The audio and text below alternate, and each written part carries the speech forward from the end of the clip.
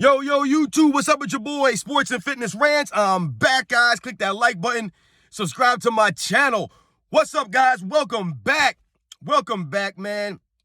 It's a Sunday, feel-good Sunday. I hope you guys are doing good, man, whether it's the morning or the evening, whatever's going on, guys. I hope you guys are doing good, man. I hope your weekend is going good. I got a good video for you guys today, as usual, man. A real good one, guys. And I want to thank you guys as usual, man. I want to thank you guys for all the love, your comments, all that stuff, man. The information that you guys are sharing with me, man. Just great stuff, guys. I really appreciate that, man. So thank you. And in this video, I want to talk about something that I know bothers you guys and it bothers me. It should bother you if you're a Michael Jordan fan because it's more lies. More and more lies about Michael Jordan's career. And that's that Michael Jordan played on a super team from 1996 to 1998. The Chicago Bulls were a quote-unquote super team. That's what people will start saying. They've been saying this now for some time. And we all know that's a lie, a complete lie. And we're going to talk about that. As usual, you guys know what to do. Turn the volume all the way up. Hit that play button, guys. Listen to my voice. Listen to the information I have to tell you guys. And let's roll. So yes, guys, man, I know you guys have heard it before. Michael Jordan played on a super team from 1996 and 1998. The Bulls were a quote-unquote super team. I know you guys have heard that nonsense before. And just off the top, guys, that is a complete lie. Just at the top. It's a complete lie. The 96 and 98 Bulls were never a quote-unquote super team, guys. All right, they just weren't. That's the facts right there in a nutshell, right?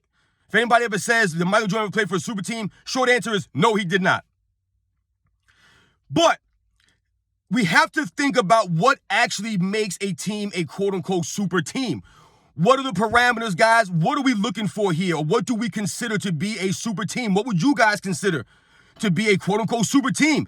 Because if people are saying that a super team is a team that has 2 Hall of Famers on it, or 3 Hall of Famers on it, or 4 Hall of Famers, or whatever amount of Hall of Famers on it, if that's what we're basing a super team off of, then there's been super teams all over the NBA's history, guys, if that's the criteria. If the criteria is you have to have, multiple all-stars on a team to be a super team, 3, 4 all-stars on your team, then you're considered a super team. Then once again, there's been many, many, many super teams in NBA history. So what is the criteria? All right?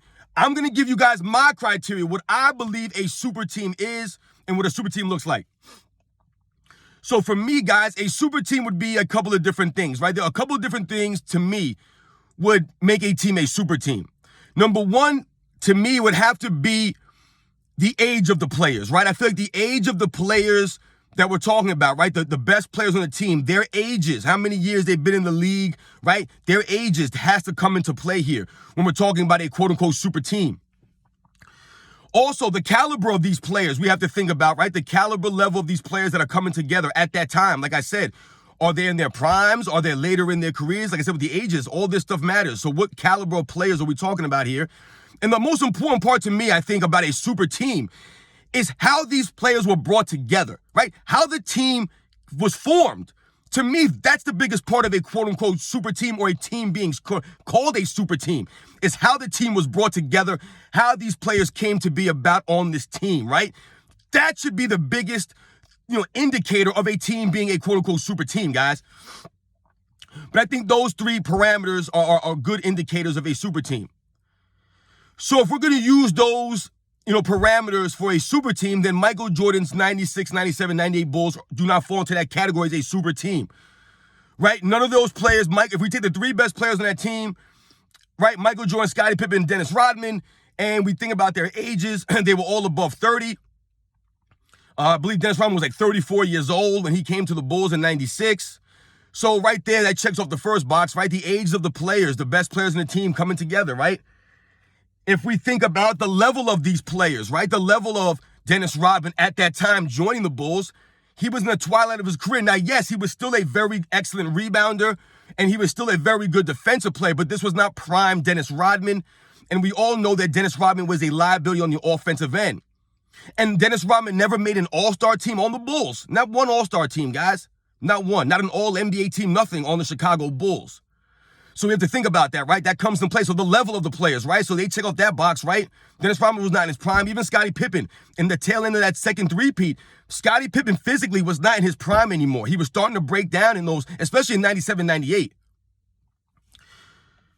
So if we think about the third factor, right? How this team was brought together, the 96 Bulls were not brought together by some collusion or some, behind the doors or under the table dealings or some shady stuff. Dennis Rodman was brought there, to help the Bulls compete for a championship. But if you remember Dennis Rodman, he was on his way out of the league, guys. Dennis Rodman was having some problems in San Antonio. He was basically a journeyman. He basically had no job, no place to go. And the Bulls decided to take a chance on him. And they asked Michael Jordan about that. You think you can handle Dennis Rodman? And we all know, if you think about the Last Dance documentary, that Scottie Pippen did not want Dennis Rodman on the team, but Michael Jordan, being the leader, knew that he can control Dennis Rodman, he can handle Dennis Rodman's personality, and they could get him to focus because he understood that Dennis Rodman, no matter how crazy he was, the man gave you 100% on the basketball court. I always gave Dennis Rodman that respect, man. He was one of my favorite players, and that's why. He always gave you his all on the basketball court. It didn't matter what he did off the court. On the court, he was there, and he was focused, man. Shout out to Dennis Rodman on that. But yeah, there was no, collusion there, man. Like I said, Dennis Rodman was 34 years old, was not in the prime of his career anymore. He was a very solid player, but he was not, the great top 10 or top 5 player in the league at that time. You know what I'm saying? It wasn't even close to that. And we all know that Michael Jordan and Scottie Pippen were drafted by the Chicago Bulls, right? They were there. There was no super team. Did people want to talk about Tony Kukoc? Because once again, are we going by the parameters of there being multiple Hall of Famers? Because we all know that Tony Kukoc is a Hall of Famer because of his European playing career, not strictly because of his NBA career. Remember, it's the Basketball Hall of Fame, right? The European careers count. These guys get into the NBA, into the Basketball Hall of Fame because of their European careers. Tony Kukoc had a great European career. He was a great European player. He's in there mostly for that, right? Tony Kukoc's NBA career wasn't Hall of Fame worthy, right? So when people try to use Tony Kukoc as, Michael Jordan playing with another Hall of Famer, I get it, but it's not accurate. It's not being genuine. You're being disingenuous when you say that, right? Tony Kukoc was not a top 10 player or a top 20 player in the league at any time, ever in his career. He wasn't an MVP caliber type player. He never made an all-star team on the Chicago Bulls, guys. So he doesn't fit, right? The narrative doesn't fit for the 96, 98 Bulls being a super team. But if we go back to my original premise, guys, and we're going to say that a super team has to do with Hall of Famers, how many Hall of Famers you played with, and people say, Michael Jordan played with Scottie Pippen, Dennis Rodman, and Tony Kukoc. They had Steve Kerr. They were a super team. Number one, when people bring up Steve Kerr, you guys are lost, man. I've told you, I've done a video on this, man. Ron Harper was more valuable than Steve Kerr ever was for that 96, 97, 98 Bulls, man. All right, stop with the Steve Kerr. You want to big up somebody, big up Ron Harper. Go check out Steve Kerr's shooting percentages in the NBA Finals with the Chicago Bulls, guys. It's abysmal. 25% he shot from 3 in the NBA Finals with the Bulls, guys. So stop bringing up Steve Kerr like he was out there saving Michael Jordan or helping the Bulls to that degree. Yeah, he hit a big shot. It was a jump shot that he was wide open and he hit it, man. Come on, stop it. But if we think about that, Michael Jordan playing with 3 Hall of Famers and they'll try to make that a super team, then like I said, other players in NBA history have played with way more help, way more Hall of Famers, at all-star caliber, all these things, guys, in the NBA's history from the beginning to current. And if we just go by the teams before Michael Jordan's late 90s Bulls, I can point out several quote-unquote super teams, guys who played with multiple Hall of Famers in their primes. These guys who were MVP caliber players that they played with. We think about the 1960s Celtics, guys. You're telling me Bill Russell didn't play on a quote-unquote super team? That wasn't a super team? With Bob Cousy and Tom Heinsohn and Sam Jones and Casey Jones and John Havlicek. You're telling me that wasn't a quote-unquote super team being coached by Red Auerbach? Right? They were not a super team because they were all drafted by the Celtics. That's not a super team, right? We never called Bill Russell a super team, him playing on Bill Russell ain't that great, he played a super team. No one ever said that when I was growing up. If we think about the 70s, right? We think about the Los Angeles Lakers of the 70s, right? With Will Chamberlain, Jerry West, Gail Goodrich, Elgin Baylor. No one calls them a super team. No one says, Will Chamberlain won on a super team or Jerry West won a championship on a super team. No, they were a team that was super. They had great players, but none of them was in their primes when they came together. What was Will Chamberlain, like 35 years old when he joined that team? He was in the twilight of his career, man. Jerry West was like 33.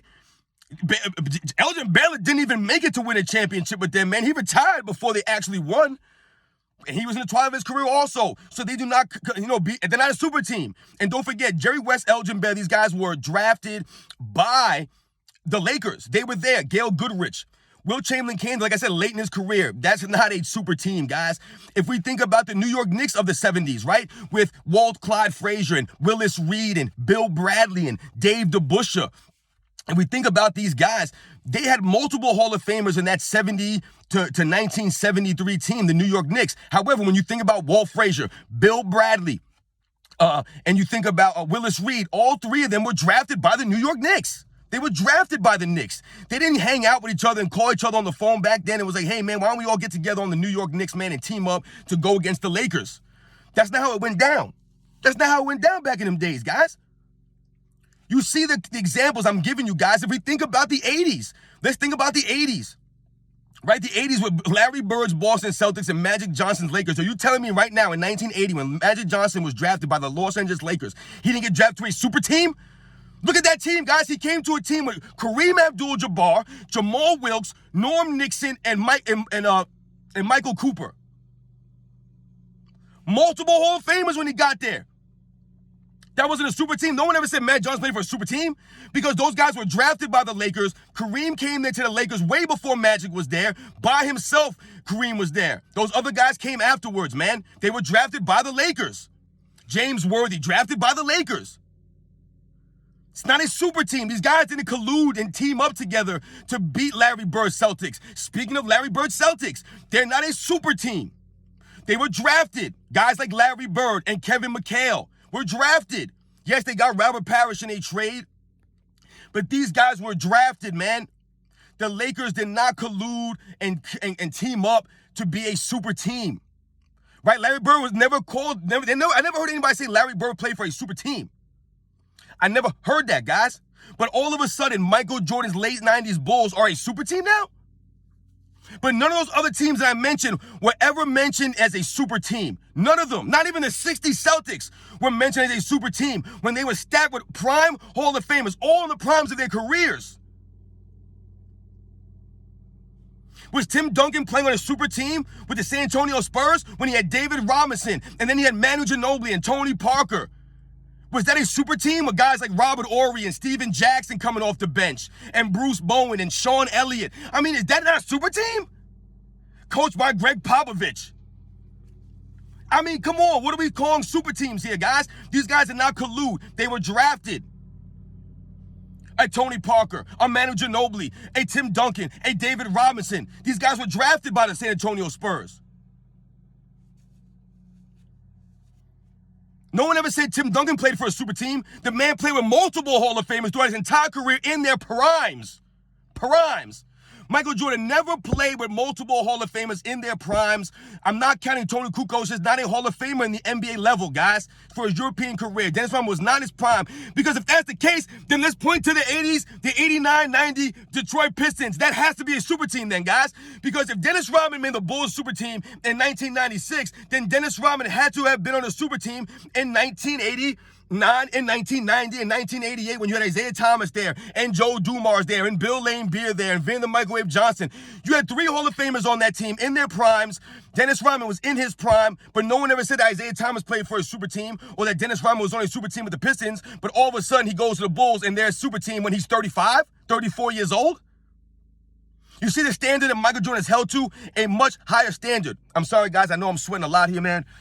It's super hot in my car right now, man. I got the windows up, guys, so pardon my sweat, guys. But yeah, man, it's nonsense. You guys know it's nonsense, man. Michael Jordan never played for a super team. The 96 and 98 Bulls were never a super team. If you think about the 1997 Bulls alone, Michael Jordan is the only player in NBA history to win an NBA title with a postseason run with only one other player averaging in double figures. That's right. So that was the super team. He only had one other player averaging double figures for an entire postseason run, guys. Scottie Pippen at 19 points a game. That was it. No one else cracked double figures for the entire postseason run. The only player in NBA history to do that is Michael Jordan. How is that a super team then? Michael Jordan never played for a super team, guys. The Bulls were a super team because of Michael Jordan. They were not a quote-unquote super team because he teamed up with guys or he tried to, get these guys to come play with him to beat another team. These guys were not in their primes. It's madness when people say that, man. Complete madness, man. Doesn't make any sense, man. Like I said, we could point the finger at every other superstar or all-time great legend, top 10 player in NBA history and say, oh, they played for a super team. It's crazy, man, when people try to point that out just about Michael Jordan, but nobody else, man. It's a double standard, man. You guys know it's true, man. Michael Jordan never played for a super team, man. Never, guys. I'll catch you guys on the next one.